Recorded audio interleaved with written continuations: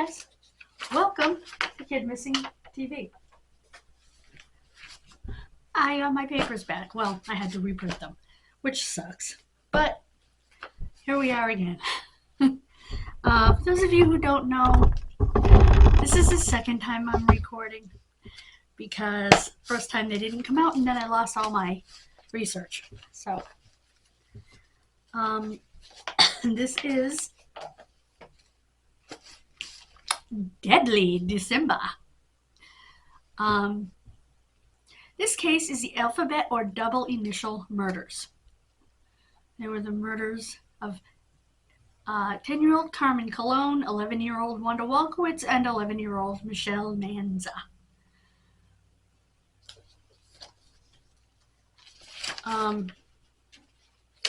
For some strange reason, in the Carmen Colon case, the police think her uncle did it, and I have no idea why. She was Puerto Rican, and like the other two girls, was in Rochester, New York, running errands. And it was really strange because when she went to the store, she went to pick up a prescription. She had often done this, usually accompanied by her grandfather. Prescription wasn't ready, and she said, I gotta go, all of a sudden. And then she was observed entering a car parked close to the pharmacy. Well, then she was seen running down the highway naked, trying to wave someone down to help her. No one would help her. I don't understand that at all. At all. I can't do it. You know, I just, unbelievable to me. And she had been seen in the car. But anyway,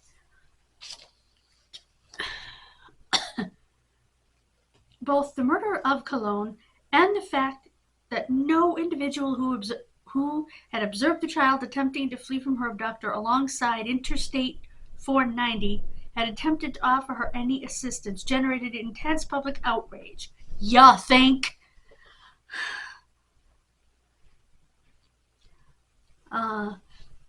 Billboards went up early the following year. This happened in November of 1971, November 16th.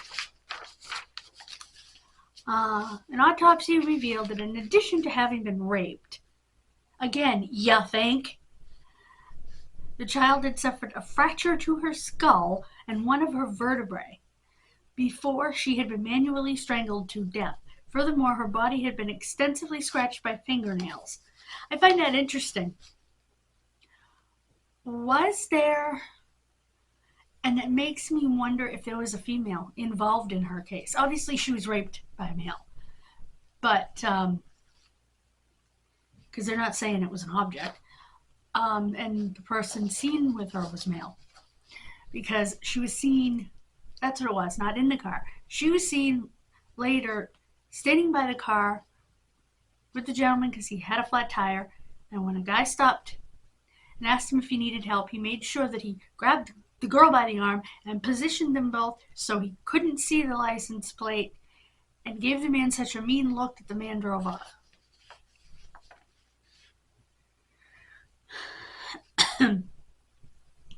The billboards said, "Do you know who killed Carmen Colon?" There's a picture of it, but it's not a very good one.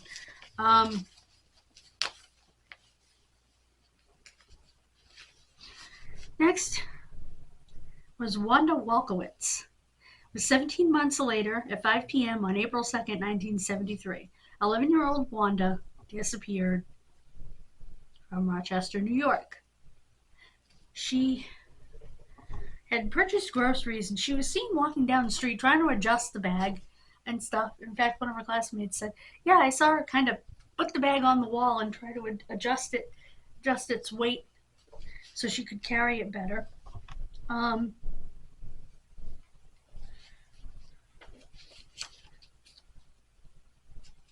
and a brown vehicle drove past her. Remember, the other case I should have mentioned was also a brown vehicle. Her fully clothed body was found by police at 10:15 the following morning at the base of a hillside alongside the access road to State Route 104 in Webster. Carmen Colon was found off the highway in a town that also began with a C. They didn't say where she was. Hold on. I don't think they did. Because that was one of the things. Churchville. Yep. Off of 490. So this guy liked interstates. Is he a trucker? The position of her body indicated she'd likely been thrown from a moving vehicle with her body rolling down the embankment. This is Wanda. An autopsy revealed she'd been sexually assaulted and strangled with a ligature, most likely a belt. She had defense wounds. She fought like hell. That's my own commentary. Her body had been redressed, and she had semen and pubic hair upon her body. Oh my God. Furthermore, several strands of white cat fur were found upon her clothing, although the Welkowitz family did not own a pet with fur of this color. That fur was also found on Carmen Colon. Oh, one of the big things that led police to her uncle, which is so ridiculous, is that one of her toys was found in his car.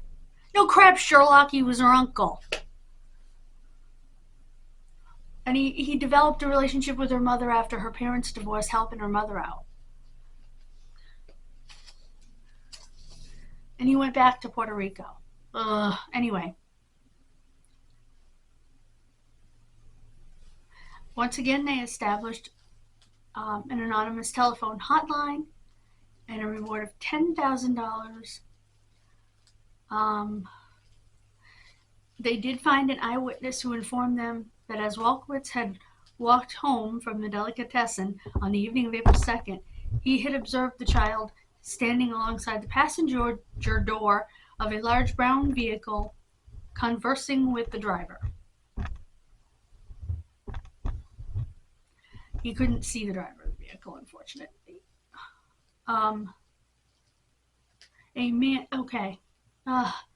Another individual who contacted investigators following the installation of the anonymous hotline informed investigators she had observed a man forcing a red-haired girl matching Welkowitz's description into a light-colored Dodge Dart on Conkey Avenue. I think that was supposed to be Conway, but between 5:30 and 6 o'clock.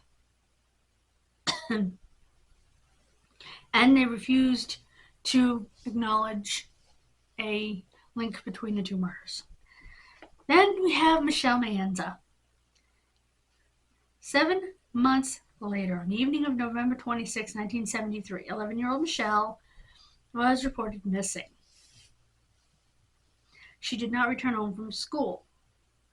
Subsequent investigation would help police learn she was last seen by her classmates at 3:20, walking alone en route to a shopping plaza located close to her school with the intention of retrieving a purse her mother had left inside a store within the plaza earlier that day.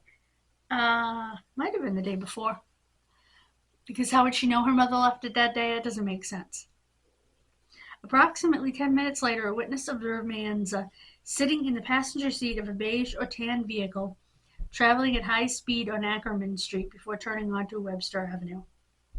According to this witness, the child had been weeping.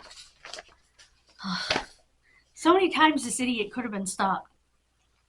At 5:30 on November 26th, a motorist observed, that was Michelle, standing by a large beige or tan vehicle with a flat tire, parked alongside Route 350 in the town of Walworth, holding a girl he strongly believed to be Michelle Manza by the wrist. Okay, I for some reason I thought it was Carmen. But anyway, when the motorist stopped to offer assistance, well, I already told you that. The individual gave him such a dirty look that he. But this is the picture of him. I don't know. Oops. That's the drawing of him.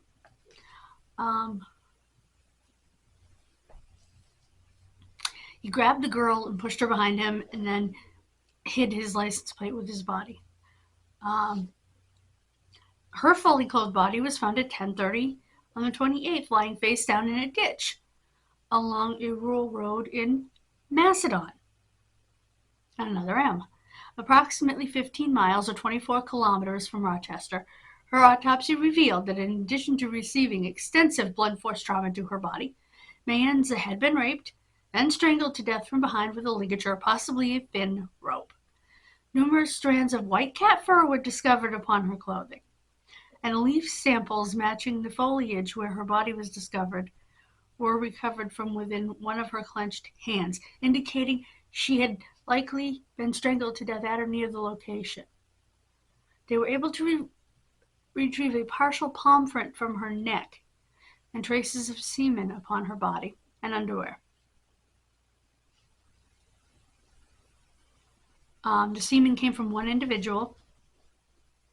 Also, they analyzed the contents of her tummy, and she had had a hamburger with onions, which had been consumed approximately 1 hour before her murder, giving credence to early reports of a girl matching Manza's description, having been seen in the company of a Caucasian man with dark hair, aged between 25 and 35, approximately 6 feet in height, and weighing approximately 165 pounds, both at a fast food restaurant in the town of Penfield at approximately 4:30 on the afternoon of her disappearance, alongside Route 350, 1 hour later.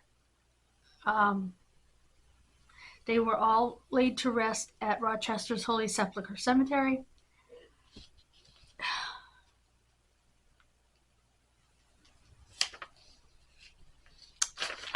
They never located a credible suspect, although they did have suspects. As I mentioned, Michelle Colon, in his niece's case.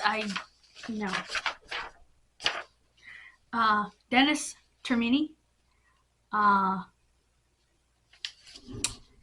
5 weeks after the death of the final victim, on January 1st, 1974, Termini is known to have attempted to abduct a teenage girl at gunpoint, although he fled the scene when the teenager refused to cease screaming. Shortly thereafter, he abducted another victim, although on this occasion he was pursued by police, culminating in him killing himself.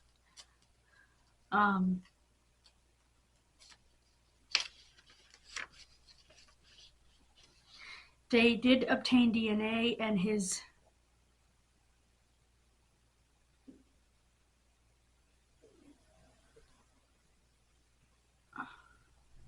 what? They only have semen samples from Welkowitz's body still that could be tested, and he wasn't the killer. Kenneth Bianchi, we all know him as one of the Hillside Stranglers, along with his cousin Angelo Bono. But he lived in Rochester, and they thought maybe because their victims were between the ages of 12 and 28, and he vehemently denies it, of course. Check his DNA. Joseph Nasso, 77 years old, in April 2011, was arrested in Reno, Nevada for the murders of 4 women in California committed between 1977 and 1994, all of whom believed to have been prostitutes, and each whose surname began with the same letter as her first name. He was a New York native who had lived in Rochester during the early 70s and who is known to have regularly traveled between New York and California. Initially described by authorities as a person of interest in the Alphabet murders, DNA testing has confirmed he is not a match. But he was convicted and sentenced to death in the California cases. In 1995, the mother of Carmen Colon made her first public statement regarding the murder of her daughter. In this interview granted to Democrat and Chronicle reporter Jack Jones, Guillermina Colon stated that although she had lived her entire life in poverty, she could have only one thing before her own death. It would not be wealth, but knowing who had murdered her daughter, adding, "If I could die knowing who killed my Carmencita, I could die more peacefully than I have lived. It is the only thing I want in my life, to know that this person had to pay for the terrible things he did to my little girl. If the person who did this could have any compassion, he would see the pain and suffering the families of these little girls have gone through for all this time." End quote.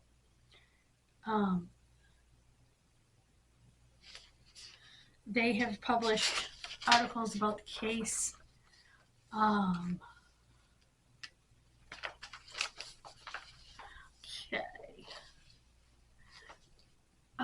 Another suspect. DNA samples may unmask alphabet killer. This was in April of this year. From the time Alexis Ortiz was old enough to understand, she knew about the family rumors surrounding her grandfather, and she thinks it holds water. Ortiz, a 21-year-old Rochester resident, believes her grandfather may have been the Rochester alphabet killer. Okay, we know. My aunt was good friends with her, and so my grandfather knew her as well. Carmen Colon. Okay. Wanda Welkowitz's murder is the one that Ortiz believes her grandfather may have committed, and she has plenty of reasons why. Ortiz originally made a viral TikTok video explaining them. The first was that her grandfather knew Welkowitz. My aunt was good friends with her, and so my grandfather knew her as well, she said in the video. Beyond just knowing Welkowitz, Ortiz's grandfather may have owned or worked at a grocery store, it is Conkey, on Conkey Avenue. During this time, my grandfather had a grocery store in Conkey, and my family also lived on Conkey and Avenue A, said Ortiz in her TikTok video. Ortiz's grandfather also saw and spoke to Welkowitz the same day she disappeared. For a wonder, Ortiz's aunt and grandfather, were the last people to see her on the day that she died. According to police reports, Welkowitz went missing at approximately 5 p.m. on April 2nd, 1973, after walking home alone on Conkey Avenue after going to the grocery store. Ortiz believes it's possible that her grandfather's store may be where she got her groceries. It was never known what store that she went to. We just knew that she was carrying groceries, walking back home, and we don't know if it was his store or if it could have been another store around the area, she said in her video.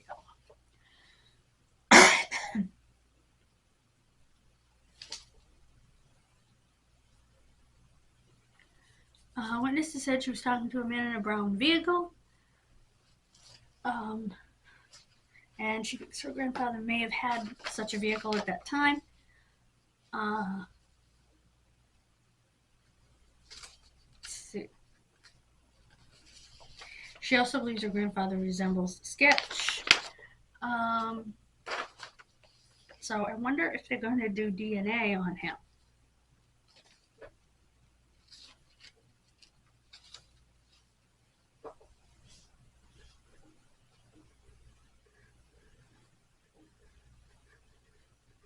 She never met her grandfather.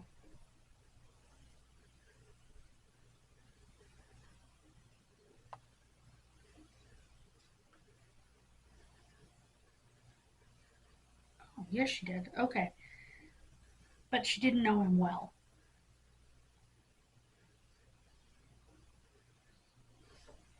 I guess her family didn't really have anything to do with him for some reason.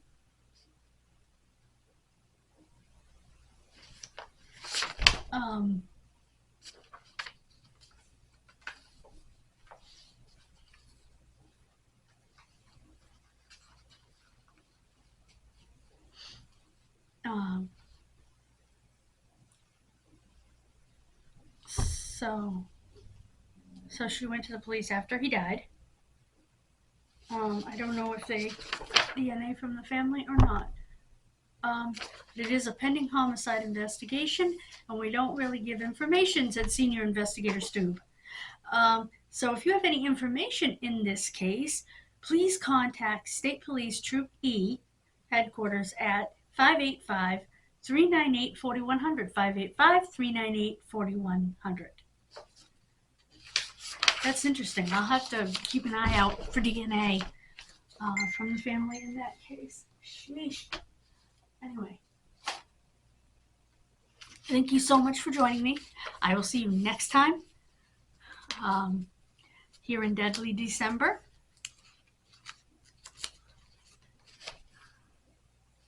Have a wonderful rest of your day.